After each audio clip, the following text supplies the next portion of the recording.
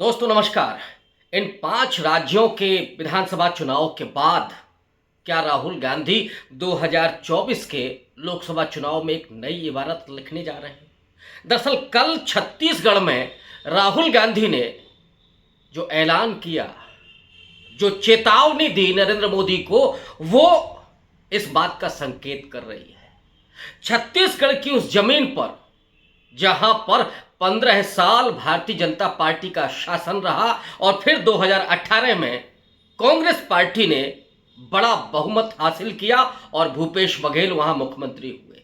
उसी जमीन पर फिर से राहुल गांधी पहुंचे और उन्होंने जो ऐलान किया कि 2024 में हम बताएंगे कि राजनीति कैसे करते हैं, राजनीतिक संस्कृति क्या होनी चाहिए। दरअसल राहुल गांधी की ये चेतावनी उस पीड़ा से उपजी है जिसमें नरेंद्र मोदी ने उन्हें अपशब्द कहे थे, मूर्खों का सरदार कहा था मध्य प्रदेश के बैतूल में, और वहां से राहुल गांधी ने उसे एक प्रेरणा के रूप में लिया, उसे एक सीख के रूप में लिया और फिर से उन्होंने नरेंद्र मोदी और अडानी के रिश्तों को बेपर्दा किया।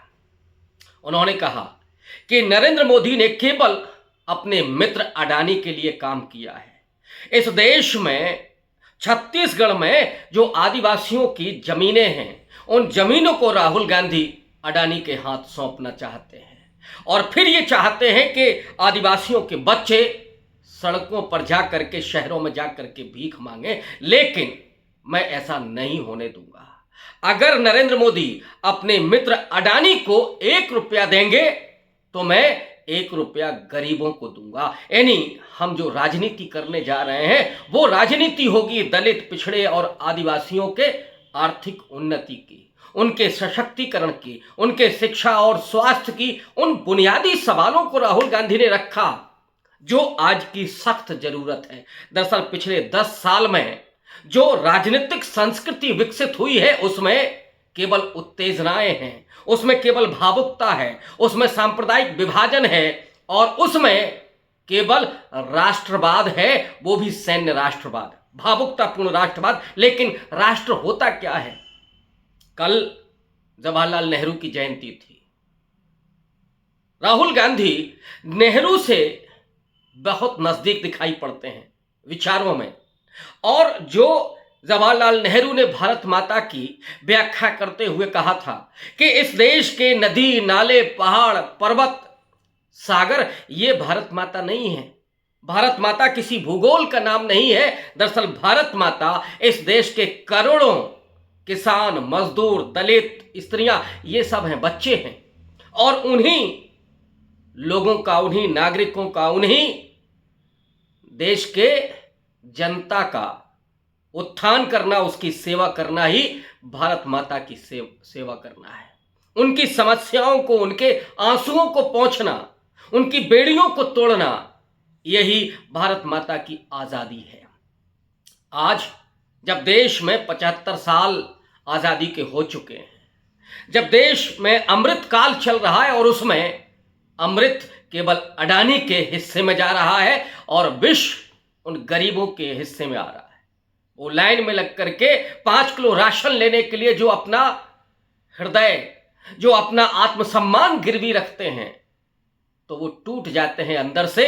और नरेंद्र मोदी, आरएसएस, बीजेपी, उसकी पूरी वैचारिकी यही है, उसकी संस्कृति यही है कि वो इस देश के दलितों, पिछड़ों और आदिवासियों को गुलाम बना दें, उन्हें लाइन में लगा दें, 2ym दर्जे का नागरिक बना दें, और सत्ता और राजनीतिक वर्चस्व सिर्फ आरएसएस का हो, बीजेपी का हो, और कारपोरेट को सारी संपत्ति मिले, सारा धन केंद्रित हो जाए अंबानी और अडानी जैसे धन्ना सेठों के हवाले, और देश के जो लोग हैं वो भूखों मरने की कगार पर पहुंचाए, वो कंगाल हो जाएं और वो लाइन में लगे हों राशन की दुकानों पर। राहुल गांधी ने इस बात को बार बार रेखांकित किया कि देश की तरक्की तब होगी जब नौजवान शिक्षा हासिल करेगा, जब वो बच्चे इंग्लिश मीडियम स्कूल में पढ़ करके पायलट बनने का ख्वाब पूरा करेंगे,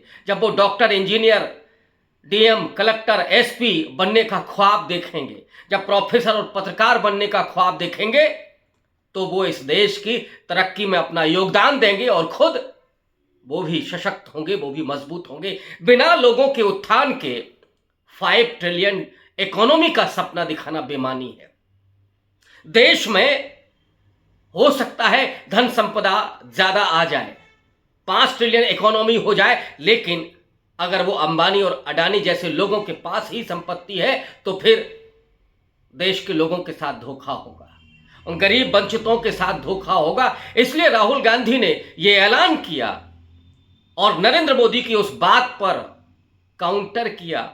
उन्होंने कहा कि मोदी जी मुझे अपशब्द कह रहे हैं, मुझे गालियां दे रहे हैं, मुझे अच्छा लगा और मुझे यह लगा कि वो तिलमिलाए हुए हैं, उनको तकलीफ हुई है, और जब वो तकलीफ में है, जब वो तिलमिलाए हुए हैं, बौखलाए हुए हैं, तो मुझे लग रहा है कि मैं अच्छा काम कर रहा हूं। और अच्छा काम क्या है?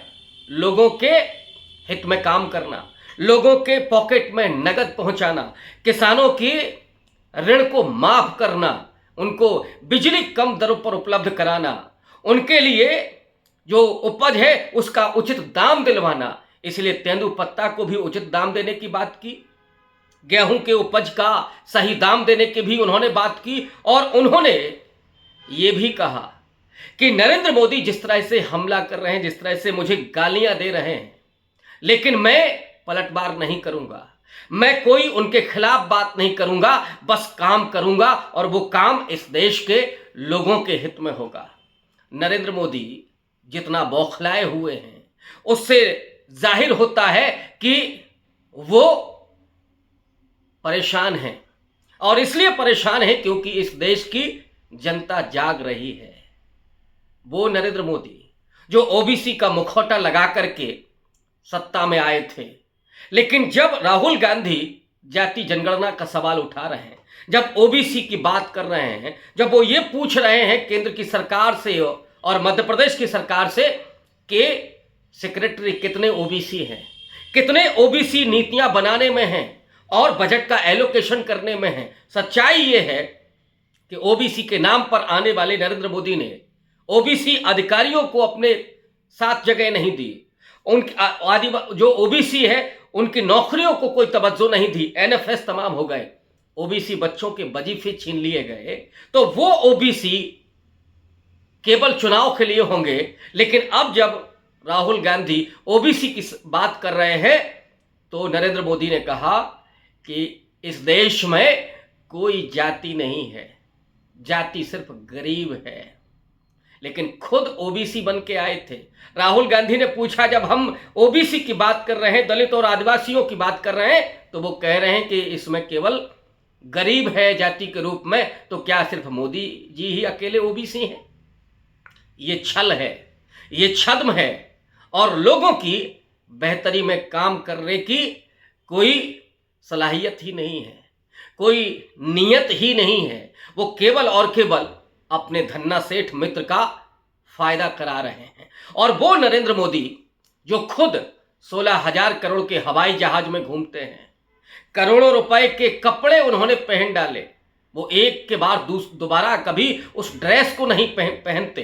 राहुल गांधी ने अपने टी शर्ट को दिखा करके लोगों से कहा कि यही एक सफेद टी शर्ट जिसे मैं हमेशा पहनता हूं, लेकिन नरेंद्र मोदी को कभी आपने नहीं देखा होगा कि उन्होंने ड्रेस को कभी दूसरी बार पहना है। वो नरेंद्र मोदी जो गरीबों की बात करते हैं, लेकिन असल में अपने ऊपर जो खर्च करते हैं, वो 10 करोड़ की गाड़ी में चलते हैं, 16,000 करोड़ के हवाई जहाज में उड़ते हैं और करोड़ों रुपए के कपड़े पहनते हैं। वो बात करते हैं गरीबों की। तो सच्चाई जो है उससे रूबरू कराया राहुल गांधी ने कि ये नरेंद्र मोदी गरीबों, दलितों, पिछड़ों और आदिवासियों के विरोधी हैं। ये सरकार, इसकी नीति, इसकी विचारधारा पूरी इन वंचित तबकों की विरोधी है। और वो नरेंद्र मोदी जो आदिवासी की बात करते हैं, उन नरेंद्र मोदी के सरकार का और पार्टी का एक व्यक्ति एक आदिवासी के मुंह पर पेशाब करता है, लेकिन नरेंद्र मोदी को कोई चिंता नहीं, आदिवासियों के आत्मसम्मान की उन्हें कोई फिक्र नहीं, आदिवासियों के जल जंगल जमीन के अधिकार की उन्हें कोई चिंता नहीं, उनके बच्चों की पढ़ाई की कोई चिंता नहीं। और इसलिए हम जो अब राजनीति करने जा रहे हैं, जिस राजनीतिक संस्कृति को विकसित करना चाहते हैं, वो दरअसल इस देश के गरीबों, वंचितों, दलितों, पिछड़ों और आदिवासियों की तरक्की, उनके सशक्तिकरण की राजनीति होगी। और हम अंबानी और अडानी को सहायता देने वाले नहीं। अंबानी और अडानी के पॉकेट में जो जा रहा है वो वहां से निकाल करके हम गरीबों को देंगे। क्या ये संकेत है कि 2024 की राजनीति में जब सत्ता बदलेगी तो अडानी को उनकी अपनी हैसियत दिखाई जाएगी? अडानी और नरेंद्र मोदी के रिश्तों में जो घपले हुए हैं, जो हिंडनबर्ग की रिपोर्ट कहती है, जो घोटाले हुए हैं, जो तमाम बेनामी कंपनियां बना करके पैसा का लेन देन हुआ है, जो घपले घोटाले हुए हैं, क्या उसकी जांच होगी? क्या अडानी जेल जाएंगे? क्या नरेंद्र मोदी पर भी शिकंजा कसा जाएगा? ये जो राहुल गांधी ने कल ऐलान किया है उसके दूरगामी असर होने वाले हैं। और इसीलिए मैं कह रहा हूं कि राहुल गांधी जिस राजनीतिक संस्कृति को अब विकसित कर रहे हैं वो जुदा है, वो अलग है, और उसने जनता के स्वर में स्वर मिला दिया है। राहुल गांधी के प्रति लोगों का विश्वास बढ़ता जा रहा है। इसका परचम आप कल मध्य प्रदेश के चुनाव में भी देखेंगे और फिर तेलंगाना और राजस्थान में भी देखेंगे। बहुत शुक्रिया। आज के लिए बस इतना ही। मिलते हैं फिर और किसी खास मुद्दे के साथ। धन्यवाद।